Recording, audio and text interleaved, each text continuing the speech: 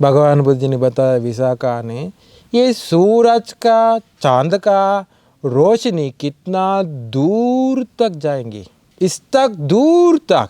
ये दुनिया में महंगा महंगा चीज़ है तो देखिए अभी ये पूरा दुनिया में कितना महंगा महंगा चीज़ है। डायमंड है, सोने हैं, चांद है और माणिक है।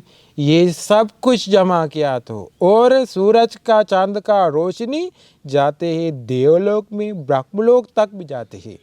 ये सभी देवता लोग, सभी ब्रह्मलोक की, सभी अभी देखा तो 33 देवलोक में पूरा हर जगह सोने हैं, माणिक है। ये सब जमा किया तो, ये सब जमा करके हम लोग को दिया तो उसका ज़्यादा महंगा है, उत्तम है।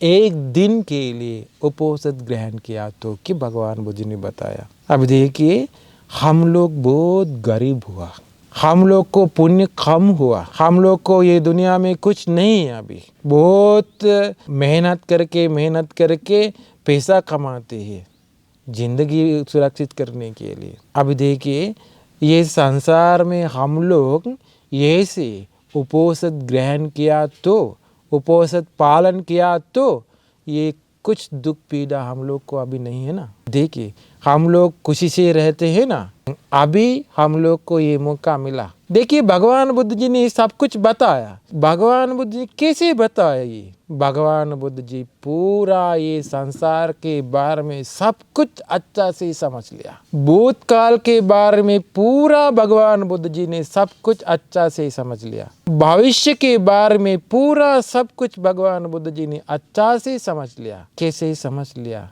भूतकाल के सभी मनुष्य लोक में, देवलोक में, ब्रह्मलोक में, अभी हो सकता है नरक में, हो सकता है जानवर का लोक में, हो सकता है प्रेत लोक में, हो सकते हैं। ये दुनिया में हर जगह, ये संसार में हर जगह भूतकाल में किसी ने उत्पन्न किया तो, पैदा हुआ तो ये सभी लोग शील पालन करके, उपवास पालन करके उन लोग को ये से पुण्य का फल मिल गया। भगवान बुद्ध जी बुद्ध ज्ञान से देखकर अभी में ये सूत्र से भगवान बुद्ध जी ने बताया। देखिए भगवान बुद्ध जी का ज्ञान